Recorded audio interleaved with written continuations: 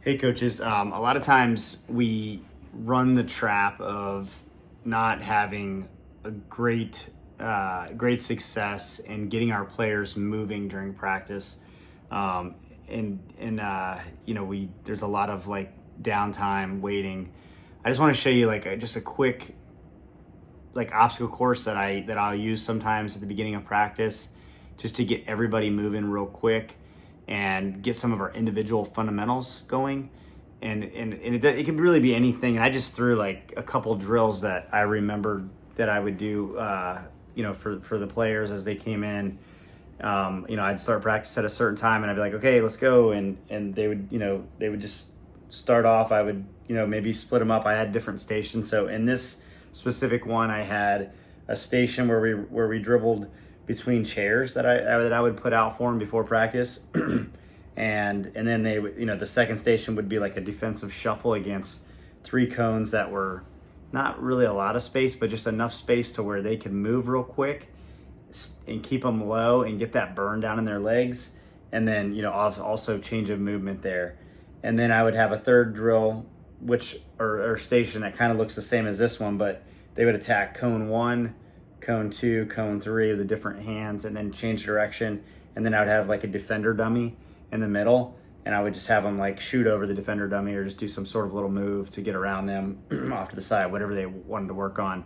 And I would see kids take it upon themselves to do something different each time they went to the drill, and that was good. And then I would always have another side over here, and you could I would throw in drills like up on this side over here if I had a whole bunch of players, or I would just do free throws. I should say, if you're gonna do free throws, you probably need another drill up here because it will get backlogged, because I like them to do, like make 2 in a row or shoot 5 and see how many they get. But definitely, if you don't have an extra drill for them to do, have them run through the chair drill while they're waiting. Don't just have them sit around. They don't like sitting around, and you don't want them to sit around. So run them through the chair drill while they're waiting. Keep everybody moving at all times. You can do this like 10 minutes at the beginning of practice, and they'll be like exhausted, sweaty, and just ready to start practice. So I just wanted to do that real quick just to show you. And like I said, I would start this. I wouldn't just have everybody lined up to run through the chair drill. I would have them, split my team up into threes, like 3 of you here, 3 of you here, 3 of you here. And then as soon as you go, you just rotate to the next drill. And then obviously one person waiting over here. And then just have your assistants or yourself just mobile and just walking around and just looking for things to correct. But this is just simple. I mean, you can just go on Google and just search different individual fundamentals drills, and set this up. And what does this solve for you? It solves warm-ups, right? It gets everybody warmed up quick. I would never do warm-ups. I take that back. I used to do warm-ups with them, help them get stretched out, but I just, after a while, it's like, hey, show up to practice 20 minutes early and warm up as a team. I don't need to be there for that. So, they could get all that stuff done on the side and warm themselves up, like meaning stretching. We would do these types of warm-ups together, obviously, because I wanted to be there for that. But this is simple. I mean, you can throw together any drill that you can imagine, anything you can find on anywhere, and set this up. And this is great to do with your team, and they'll love it. They love doing stuff like this.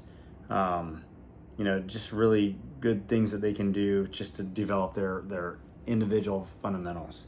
Definitely want free throws in there if you can do it, if you've got a big enough space to do it. But this is just something that I've done, and it really does. It breaks up the monotony. It makes them tired before they really start to do the team practice. And they're not that they're tired, but they're worked out. They're ready. Their heart rate's already pumped.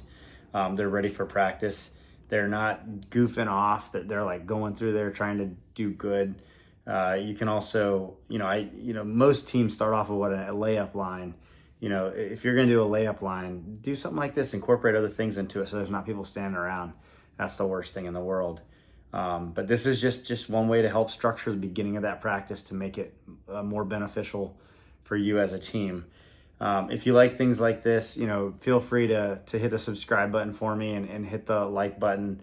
Obviously, if you subscribe and you hit the little bell notification, you'll get alerted when I have other videos such as this video like this that might be able to help you gain some sort of different technique that you haven't thought about with your team. I'll also put a link to some of the equipment, like the dummy, the defense dummy that you can get off of Amazon. It's super cheap considering the value you'll get out of it. And there's a bunch of other drills that you can do with that thing that that will be beneficial for your team. So I hope you like the video. Good luck.